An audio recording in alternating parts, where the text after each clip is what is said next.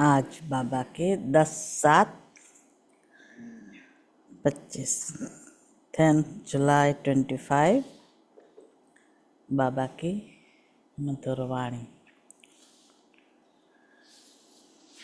आज बाबा कहते हैं, मीठे बच्चे देह अभिमान छोड़ देही अभिमानी बनो।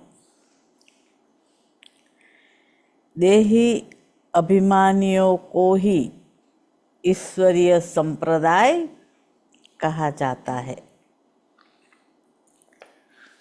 आज का प्रश्न है, तुम बच्चे अभी जो सत्संग करते हो वह दूसरे सत्संगों से निराला है। कैसे?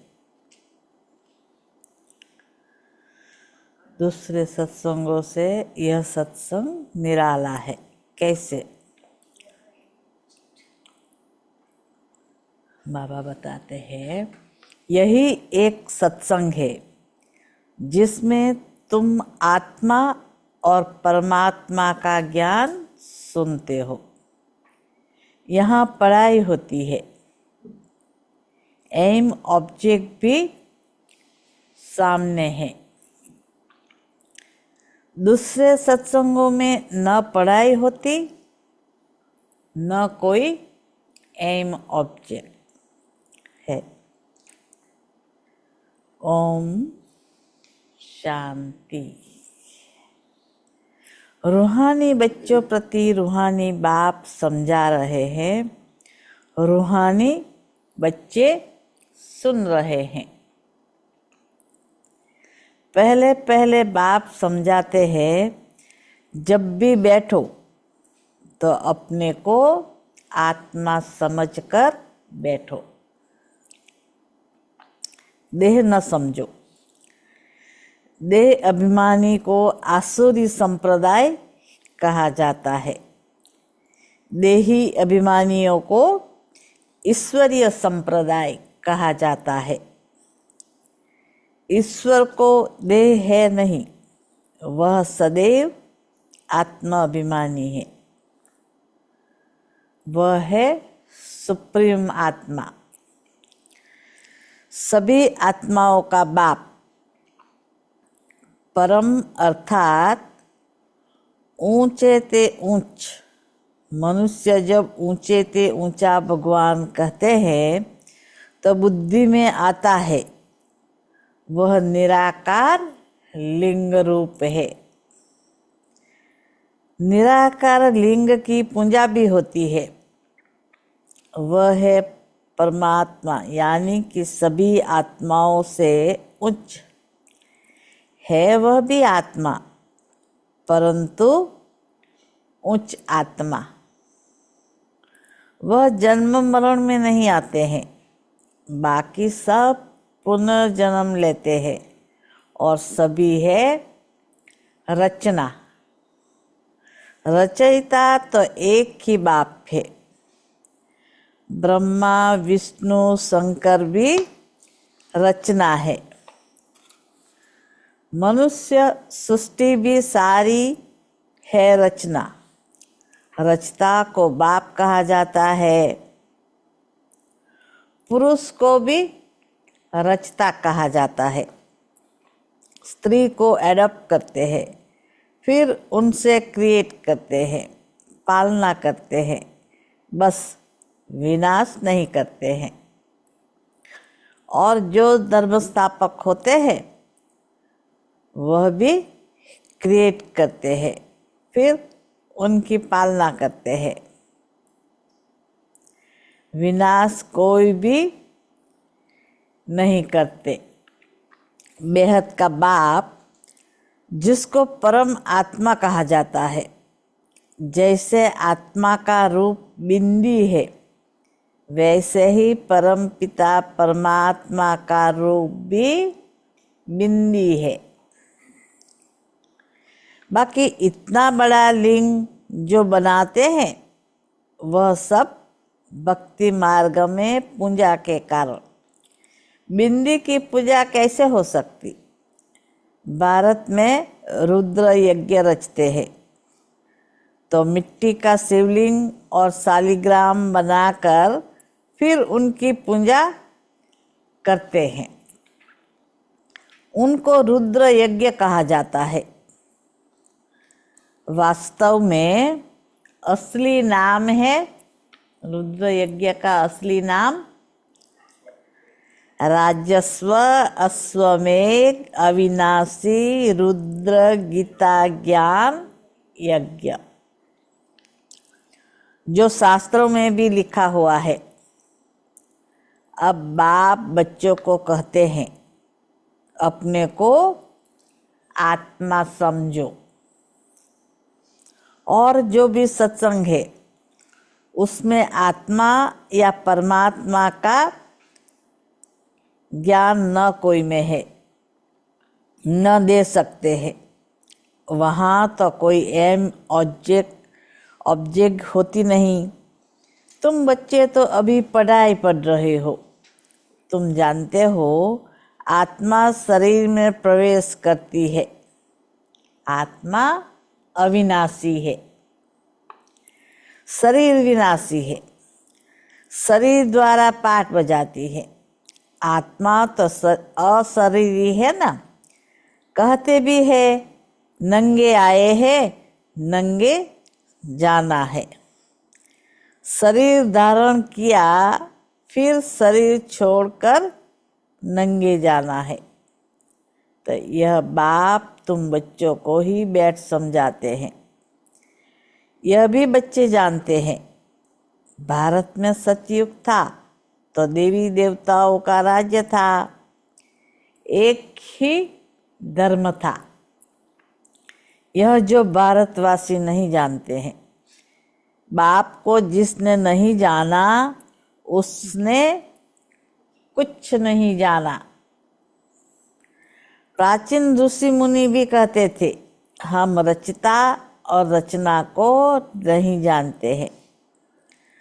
रचयिता है बेहद का बाप, वही रचना के आदि मध्य अंत को जानते हैं। आदि कहा जाता है शुरू को, मध्य बीच को। आदि है सतयुग, जिसको दिन कहा जाता है। फिर मध्य से अंत तक है रात। दिन है सतयुग, त्रेता। स्वर्ग है वंडर ऑफ वर्ल्ड। भारत ही स्वर्ग था जिसमें लक्ष्मी नारायण राज्य करते थे। यह भारतवासी नहीं जानते हैं। बाप अभी स्वर्ग की स्थापना कर रहे हैं। बाप कहते हैं, तुम अपने को आत्मा समझो। हम फर्स्ट क्लास आत्मा है। आत्मा भी है लेकिन फर्स्ट क्लास आत्मा है। इस समय मनुष्य मात्र सब देह अभिमानी है। बाप आत्मा अभिमानी बनाते हैं। आत्मा क्या चीज है यह भी बाप बतलाते हैं। मनुष्य कुछ भी नहीं जानते, बल कहते भी है, भ्रुकुटी के बीच चमकता है अजब सितारा। परंतु वह क्या है, कैसे उसमें पाठ भरा हुआ है, यह कुछ भी नहीं जानते। अभी तुमको बाप ने समझाया है। तुम भारतवासियों को 84 जन्मों का पाठ बजाना होता है। तुम भारतवासियों को 84 जन्म का पाठ बजाना होता है। भारत ही उच्च खंड है। जो भी मनुष्य मात्र है उनका यह तीर्थ है। सबकी सद्गति करने बाप यहाँ आते हैं। रावण राज्य से लिबरेट कर गाइड बन ले जाते हैं। मनुष्य तो ऐसे ही कह देते हैं, अर्थ कुछ भी नहीं जानते। भारत में पहले देवी देवता थे, उन्हों को ही फिर पुनर्जन्म लेना पड़ता है। भारतवासी ही 100 देवता, फिर क्षत्रिय, वैश्य, शूद्र बनते हैं, पुनर्जन्म लेते हैं ना। इस नॉलेज को पूरी रीति समझने में 7 रोज लगते हैं। पतित बुद्धि को पावन बनाना है। यह लक्ष्मी नारायण पावन दुनिया में राज्य करते थे ना, उन्हों का ही राज्य भारत में था, तो और कोई धर्म नहीं था, एक ही राज्य था। भारत कितना सालवीन था, हीरे जवाहरों के महल थे। फिर रावण राज्य में पुजारी बने हैं, फिर भक्ति मार्ग में यह मंदिर आदि बनाए हैं। सोमनाथ का मंदिर था ना, एक मंदिर तो नहीं होगा, नहीं, कितना जवाहरतों से भरा एक सोमनाथ का मंदिर था, लेकिन एक तो नहीं होगा ना। यहाँ भी शिव के मंदिर में इतने तो हीरे जवाहर थे जो मोहम्मद गजनवी ऊंट भर कर ले गए, इतने माल थे। ऊंट तो क्या, कोई लाख ऊंट ले आए तो भी भर न सके। सतयुग में सोने हीरे जवाहरों के तो अनेक महल थे। मोहम्मद गजनवी तो अभी आया है। द्वापर में भी कितने महल आदि होते हैं, वह फिर अर्थक्वेक में अंदर चले जाते हैं। मोहम्मद गजनवी तो अभी आया है कलयुग में, द्वापर से शुरू हुए तो भी कितने मालामाल होंगे, नहीं? तो बाबा कहे कि द्वापर में भी कितने महल आदि होते हैं, वह फिर अर्थक्वेक में अंदर चले जाते हैं। रावण की कोई सोने की लंका होती नहीं है। रावण राज्य में तो भारत का यह हाल हो जाता है। 100% इलरिलीजियस, अनराइटियस, इंसॉल्वेंट, पतित, विशस। नई दुनिया को कहा जाता है वाइसलेस।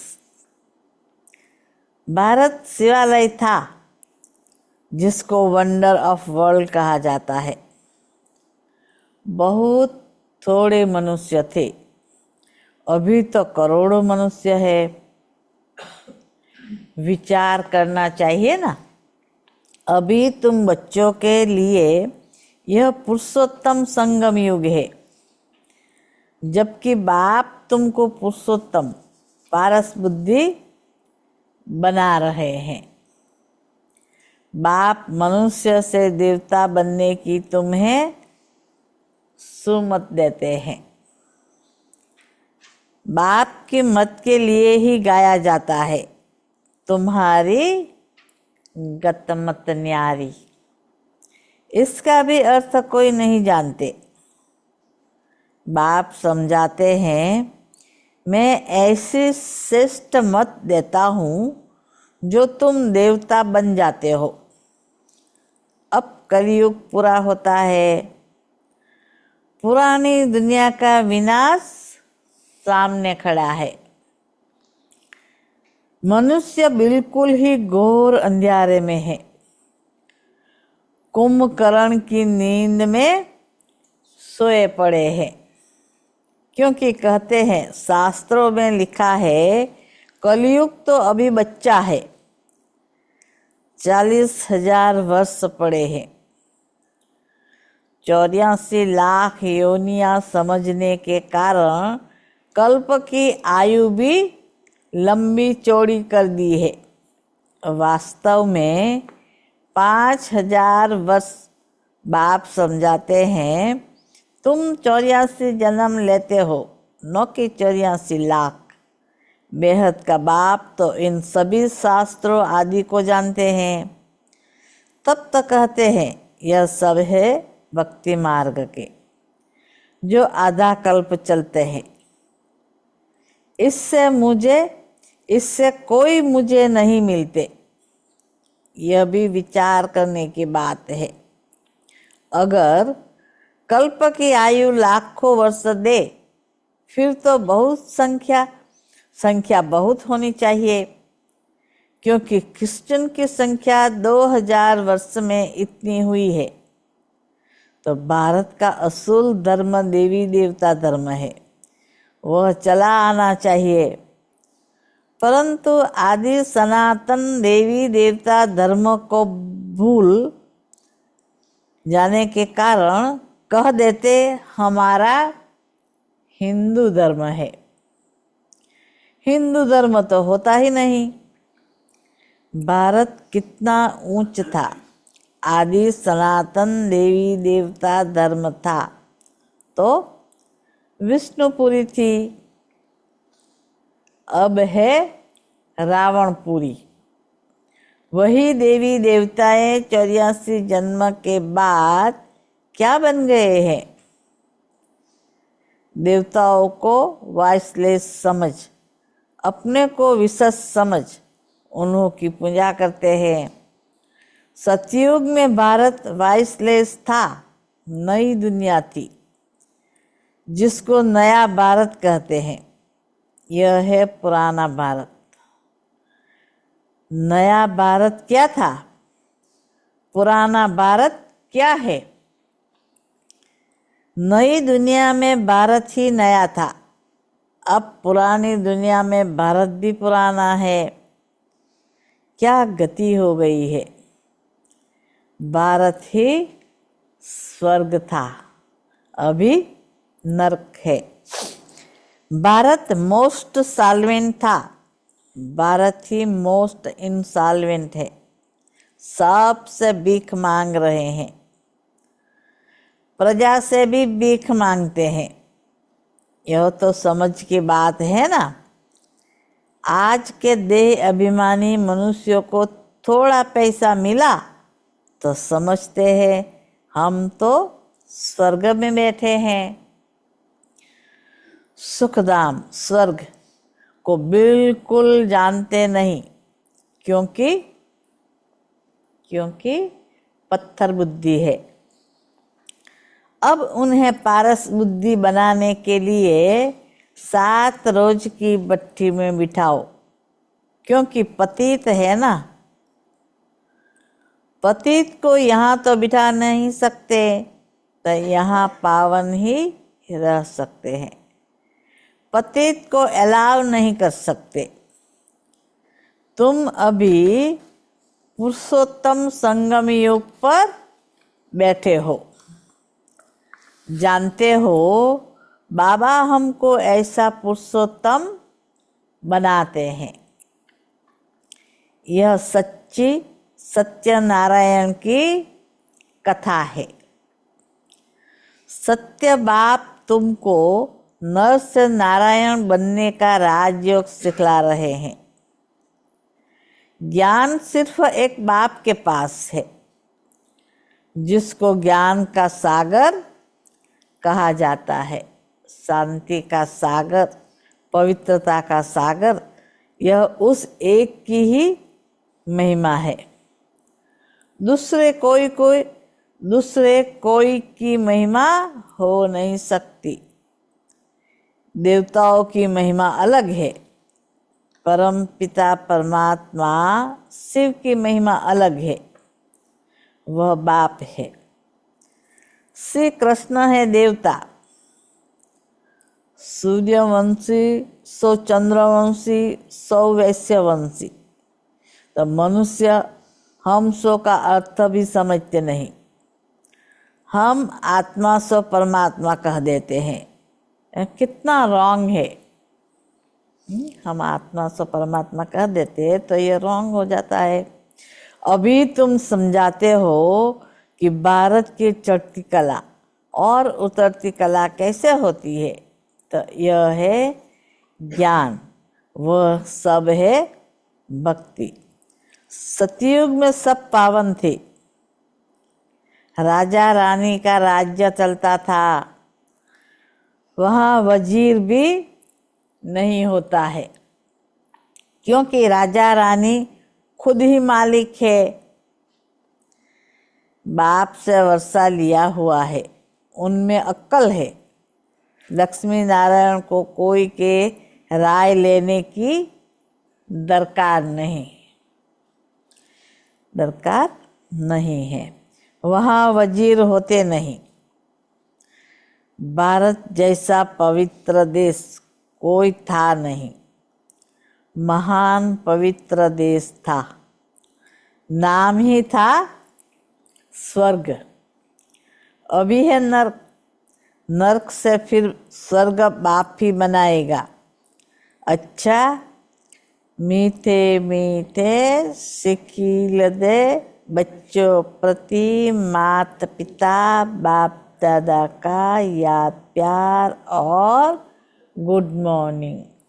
रूहानी बाप की रूहानी बच्चों को नमस्ते।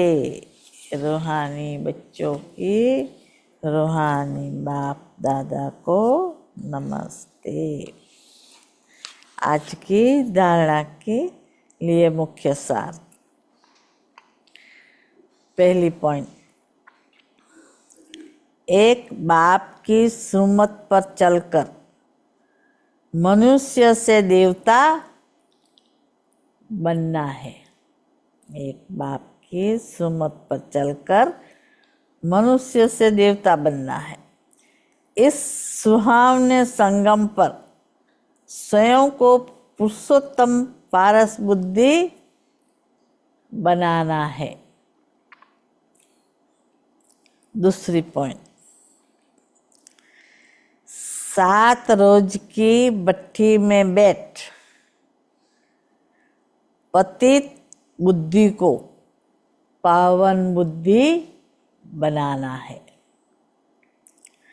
सत्य बाप से सत्य नारायण की सच्ची कथा सुनकर नर से नारायण बनना है। आज का वरदान।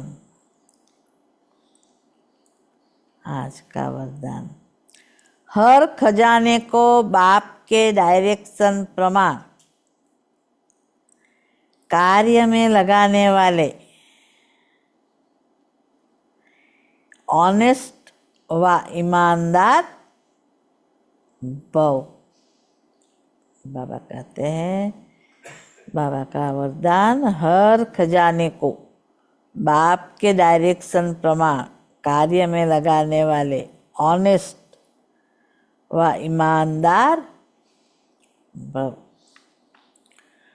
ऑनेस्ट अर्थात ईमानदार उसे कहा जाता है जो बाप के प्राप्त खजानों को बाप के डायरेक्शन बिना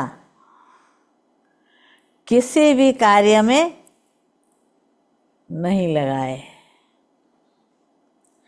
अगर समय, वाणी, कर्म, श्वास, संकल्प, परमत या संगदोष में व्यर्थ तरफ गंवाते हो, स्वचिंतन के बजाय पर चिंतन करते हो, स्वमान की बजाय किसी भी प्रकार के अभिमान में आते हो, श्रीमत के बदले मनमत के आधार पर चलते हो, तो ऑनेस्ट नहीं कहेंगे। यह सब खजाने विश्व कल्याण के लिए मिले हैं, तो उसी में ही लगाना, यही है ऑनेस्ट बनना। आज का स्लोगन, आज का स्लोगन ऑपोजिशन माया से करनी है, दैवी परिवार से नहीं। ऑपोजिशन माया से करनी है, दैवी परिवार से नहीं। आज का अव्यक्त इशारे। संकल्पों की शक्ति जमा कर श्रेष्ठ सेवा के निमित्त बनो। सभी आत्माएं एक ही बेहद का परिवार है। अपने परिवार की कोई भी आत्मा वरदान से वंचित न रह जाए, ऐसे उमंग उत्साह का श्रेष्ठ संकल्प दिल में सदा रहे। अपनी प्रवृत्तियों में ही बिजी रहना। बेहद की स्टेज पर स्थित हो, बेहद की आत्माओं की सेवा का श्रेष्ठ संकल्प करो। यही सफलता का सहज साधन है। अच्छा, ओम शांति।